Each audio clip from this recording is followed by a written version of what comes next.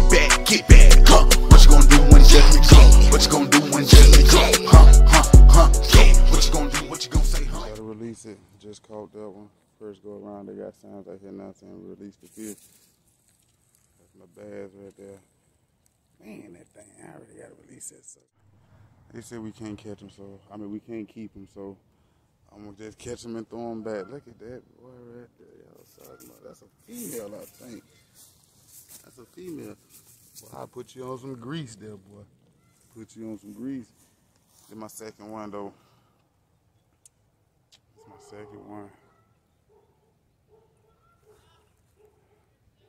I'm about to throw him on my God. Look at it. Got him on a leash. Got him on a leash. We're gonna let him go. We're gonna let him go. Put him on back. We're gonna do one of these release. I never release a fish unless it was too small for me to eat. Look at it.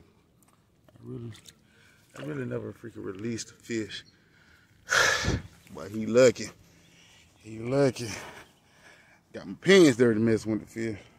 Let's see, can I catch another one though? Another one for you. Let me get the camera right. There go another.